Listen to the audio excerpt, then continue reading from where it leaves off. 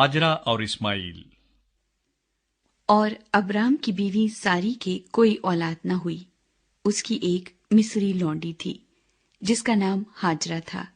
और सारी ने अब्राम से कहा कि देख, खुदावंद ने मुझे तो औलाद से महरूम रखा है, सो तू मेरी लौंडी के पास जा, शायद उससे मेरा घर आबाद हो। और अब्राम ने सारी की बात मानी। और अब्राम को मुल्क कैनान में रहते 10 बरस हो गए थे जब उसकी बीवी सारी ने अपनी मिस्री लौंडी उसे दी कि उसकी बीवी बने। और वो हाजरा के पास गया और वो हामला हुई।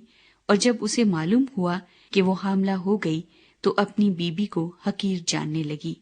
तब सारी ने अब्राम से कहा कि जो जुल्म मुझ पर हुआ वो तेरी गर्दन पर है। मैंने अपनी लौंडी तेरे आगोश में दी, और अब जो उसने आपको हामला देखा तो मैं उसकी नजरों में हकीर हो गई। सो खुदावंद मेरे और तेरे दरमियान इंसाफ करे। अब्राम ने सारी से कहा कि तेरी लौंडी तेरे हाथ में है, जो तुझे भला दिखाई दे सो उसके साथ कर। तब सारी उस पर सख्ती करने लगी और वो उसके पास से भाग गई। और वो खुदावंद के फरिश्ते को बियाबान में पानी के एक चश्मे के पास मिली। ये वही चश्मा है जो शोर की राह पर है। और उसने कहा, ऐ सारी की लौंडी हाजरा, तू कहाँ से आई और किधर जाती है? उसने कहा कि मैं अपनी बीबी सारी के पास से भाग आई हूँ। खुदावंद के फरिश्ते ने उससे कहा कि तू अपनी बीबी के पास लौट जा और अपने को उसके कब्जे में कर दे।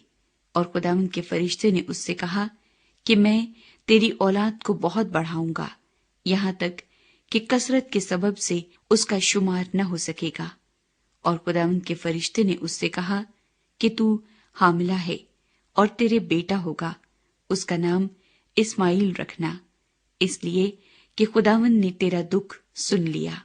वो गोरखर की तरह आजाद मर्द होगा, उसका हाथ सबके खिलाफ और सबके हाथ उसके खिलाफ होंगे, और वो अपने सब भाइयों के सामने बसा रहेगा।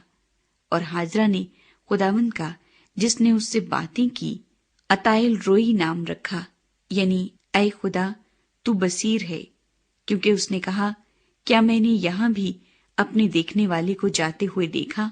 इसी सबब से उस कुएं का नाम बीर लही रोई पड़ गया। वो कादेस और बरिद के दरमियान है। और अब्राम से हाजरा के एक बेटा हुआ, और अब्राम ने अपने उस बेटे का नाम जो हाजरा से पैदा हुआ इस्माइल रखा। और जब अब्राम से हाजरा के इस्माइल पैदा हुआ तब अब्राम 86 बरस का था। खतना, अहद का निशान।